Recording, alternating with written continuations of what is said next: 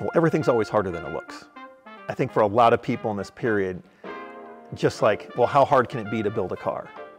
Well, it's not hard to build a car, but it's hard to make money building a car.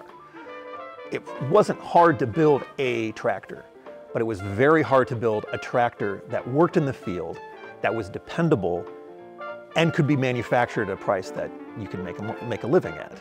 That was the hard part, and very few companies solved that. I'm Peter Tubbs.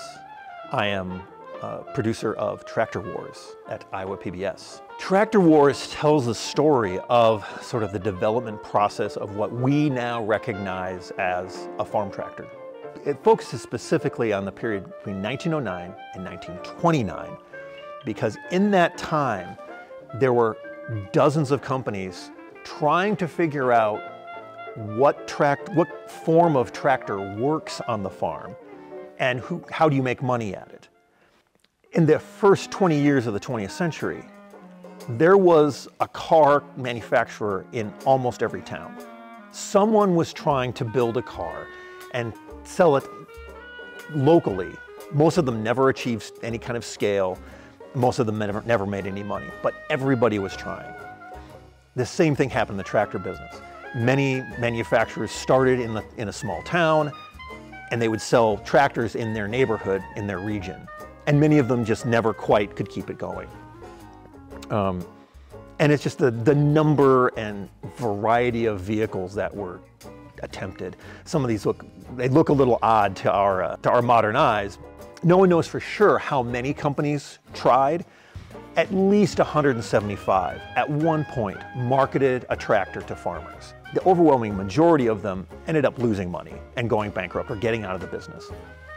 By the end of our story, there's probably 20 or 30 companies making tractors, but there's really only 3 that kind of emerge into the future and had, at the time, most of the market share. There was International Harvester, John Deere, and Ford Motor Company. They were the 3 that by the late 20s were selling the majority of tractors, and they're brands that we still recognize today. When you're trying to make something and you don't know what the form that's going to work is, you try all these crazy things. The other thing is, well, the development of the tractor was both fast and slow. Like there's one point in the development of when Henry Ford was trying to build a tractor. They spent 10 years trying to basically make an automotive plow, something that looked like a car that would do the field work. It took them 10 years to figure out, no, we got to just make something completely different. You need a different engine, you need a different transmission, you need a different form.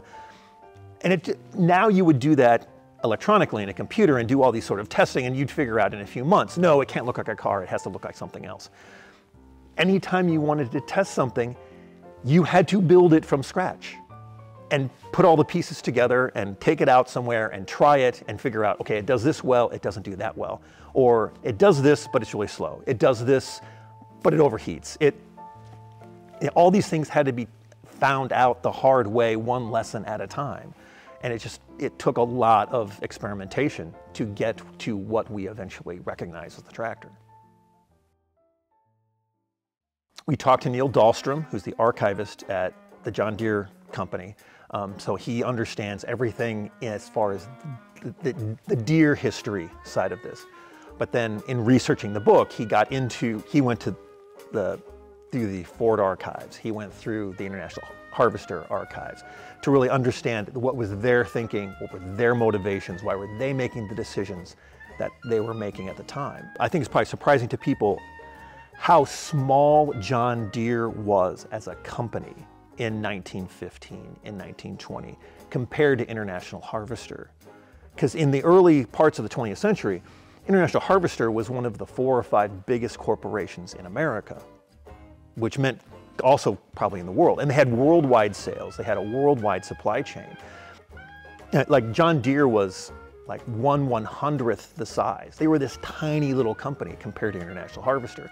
And we fast forward 100 years, and now Deere is much larger than International Harvester and kind of dominates the farm equipment business globally.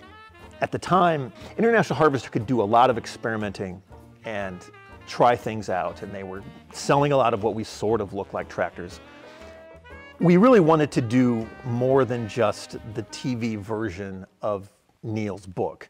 So I did a lot of reading outside of just his book about the development of tractors, the development of industry at the time, the career of Henry Ford.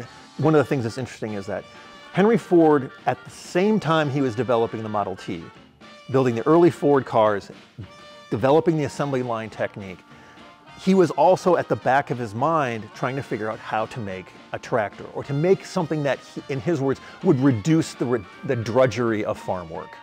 I really enjoyed the research, finding all these nuggets and building this huge spreadsheet of all these things that might fit into the show. And that was the hard part of the writing, was deciding, okay, 80% of what I had found, we don't have room for. And really narrowing down all the possible things we could have talked about to what's the main thread of the story that we're telling here, and just stick to that thread. So that's both the fun part and the hard part. Okay, this wouldn't have been possible if the Wisconsin Historical Society didn't have all of the materials from International Harvester.